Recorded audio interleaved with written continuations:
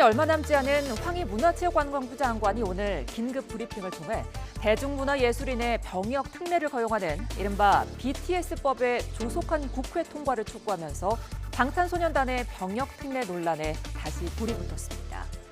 황 장관은 대중문화예술인의 국위 선양 업적이 뚜렷함에도 불구하고 병역 의무 이행으로 인해 활동을 중단할 수밖에 없다면서 국가적인 손실이자 전 인류의 문화적 손실이라고 강조했는데요.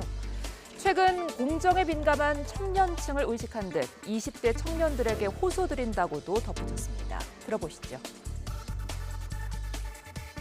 이제 막 사회에 진출하는 20대 청년 세대들에게는 민감할 수밖에 없는 공정의 아젠다일 것입니다. 그러나 그 이상의 더 큰 의무를 부여하고 이를 통해 더 큰 국익을 창출할 수 있다면 이는 우리 사회가 충분히 고민해 볼 수도 있는 부분이라고 생각합니다. BTS의 경우 맏형진이 문체부 장관의 입영 연기 추천을 받아서 올해 말까지 입영이 연기된 상태인데요. 법 개정 후의 시행까지 통상 6개월 정도 걸리는 점을 고려했을 때 진이 병역 특례 혜택을 받으려면 병역법 개정안이 이달 안에 국회 문턱을 넘어야 하기 때문에 황 장관이 오늘 총대를 맨 것으로 보입니다.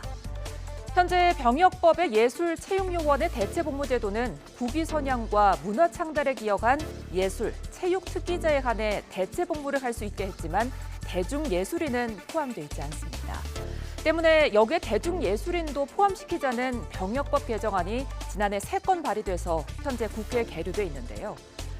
무엇이 국위선양인지 엄밀한 선발 기준을 마련하기 어려워 병역 의무 이행의 공정성과 형평성 논란이 끊이지 않는 데다 BTS만을 위한 법이라는 비판까지 더해져 논의가 길어지고 있죠.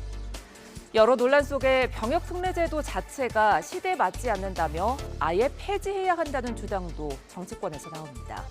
국민의힘 하태경 의원은 오늘 국방부 장관 후보자 청문회에서 우리 인구가 줄면서 병역 자원이 감소하고 있는 데다 병역 특례는 불공정한 혜택이라면서 제도를 없애는 쪽으로 방향을 잡아야 한다고 말했고, 민주당 안규백 의원도 지난 2020년 대한민국 청년은 누구든 각자 위치에서 최선을 다하기 때문에 농사를 짓든 산업 현장에 있든 체육에 종사가든 국위선양이라며 제도를 폐기를 검토해야 한다고도 주장했습니다.